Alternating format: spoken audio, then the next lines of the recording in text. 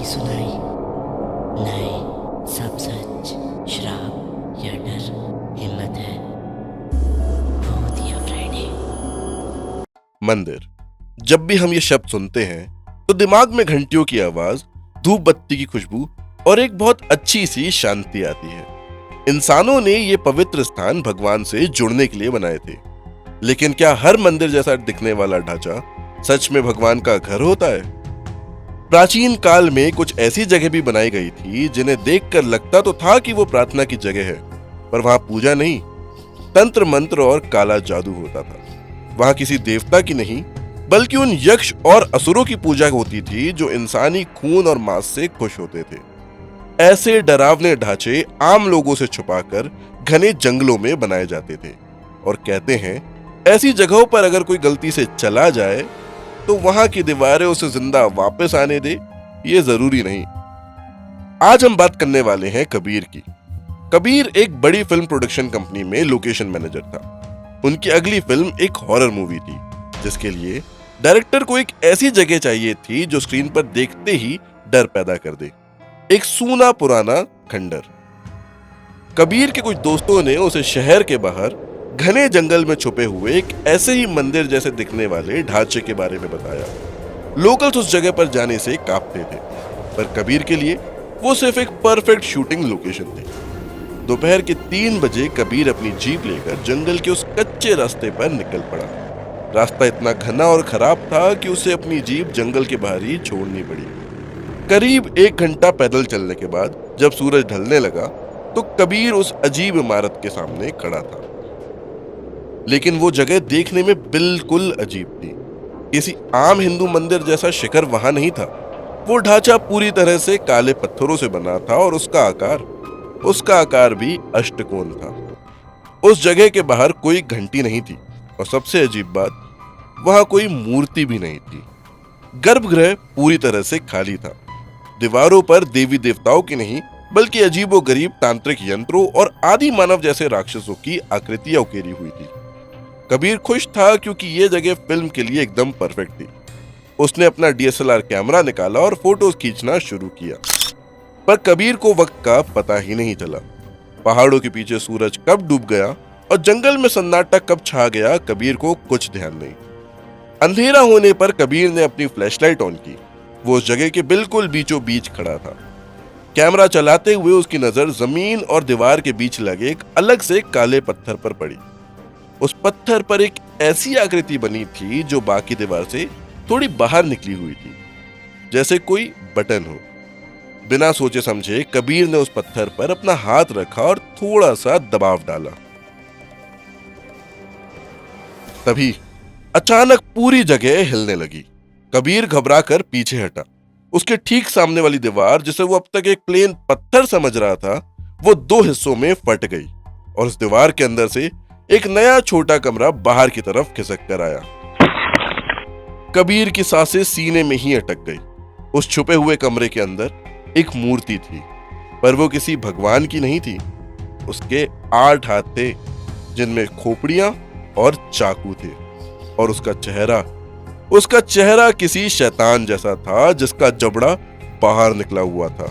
ये एक ऐसे यक्ष की मूर्ति थी जिसका जिक्र सिर्फ सदियों पुराने काले तंत्र में होता है।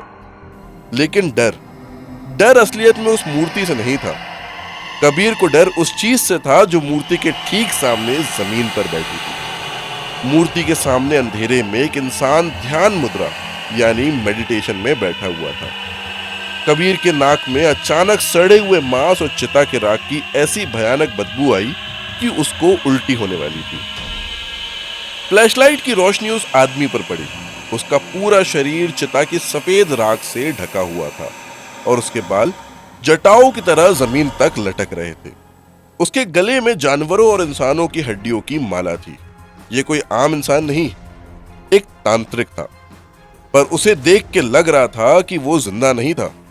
उसकी खाल जगह जगह से गल चुकी थी और उसकी पसलियां बाहर दिख रही थी। कबीर समझ गया कि लोकल्स यहां क्यों नहीं आते।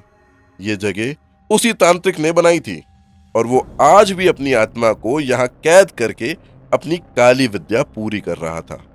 कबीर वहां से भागने के लिए मुड़ा, पर अचानक उस तांत्रिक ने अचानक अपनी गर्दन एक झटके में कबीर की तरफ घुमाई। उसकी आंखों में पुतलियां नहीं थी, वहां सिर्फ गहराई और आग थी। उसने अपना हाथ उठाया जिसमें इंसान की खोपड़ी से बना एक प्याला था। तांत्रिक अपनी जगह से उठा। वो चल नहीं रहा था, वो हवा में तैर रहा था। कबीर डर के मारे चिल्लाया और बाहर की तरफ भागा। लेकिन जैसे ही वो उस अजीब इमारत के दरवाजे पर पहुंचा, एक अनजान ताकत ने उसके पैरों को जमीन से चिपका दिया। वो 1 इंच भी आगे नहीं बढ़ पा रहा था। उस ढांचे के अंदर अपने आप चिता की आग जल उठी। वो तांत्रिक कबीर के ठीक पीछे खड़ा था। उसकी ठंडी कंकाल जैसी उंगलियां कबीर की गर्दन को छू रही थी। कबीर को महसूस हो रहा था कि उसके अंदर की सारी एनर्जी, उसकी जान धीरे धीरे वो तांत्रिक खींच रहा है। उसका दिमाग उन डरावने तांत्रिक मंत्रों से सुन्न होता जा रहा था। उसे अपनी आंखों के सामने पिछली कई कुर्बानियों के खूनी मंजर दिखने लगे। तांत्रिक ने वो खोपड़ी का प्याला कबीर के होठों के पास लगा दिया। उसमें उबलता हुआ काला खून था और तांत्रिक बोला, ले पी ले, और फिर तुझे जो चाहिए वो सब मिलेगा, मुक्ति भी। मौत सामने थी, पर कबीर के हाथ में उसका डीएसएलआर कैमरा अभी भी था। उसने घबराहट में अपने कांपते हुए हाथ से कैमरा उस तांत्रिक के चेहरे की तरफ किया और फ्लैश ऑन करके शटर दबा दिया। कैमरा की उस ब्लाइंडिंग सफेद रोशनी और इस इलेक्ट्रॉनिक आवाज से वो सदियों पुराना श्रापित साया 1 सेकंड के लिए चौंधिया गया और उसकी पकड़ ढीली पड़ गई। कबीर को 1 सेकंड का मौका मिला। उसने उसी 1 सेकंड में अपनी पूरी ताकत लगाई और अपनी जैकेट को वहीं छोड़ा और जमीन पर से उठकर अंधों की तरह जंगल के उस घने अंधेरे में भाग निकला। कबीर रात भर उस कांटों और पत्थरों से भरे जंगल में भागता रहा, जब तक कि वो हाईवे पर बेहोश होकर नहीं गिर गया। सुबह एक ट्रक ड्राइवर ने उसे हॉस्पिटल पहुंचाया।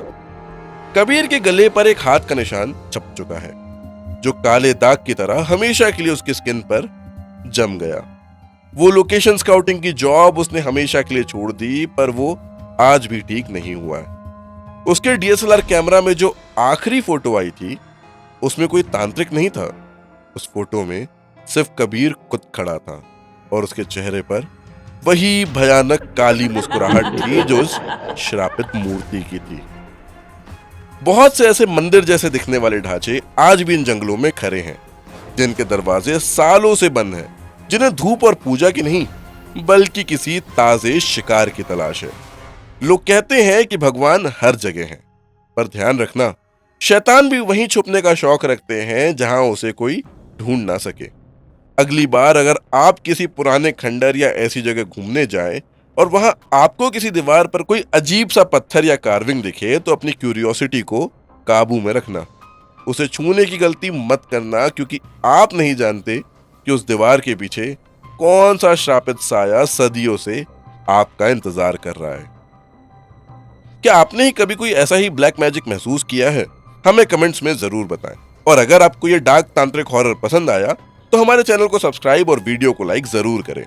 मिलते हैं अगली रात, तब तक अंधेरे में चलते वक्त पीछे मत देखना।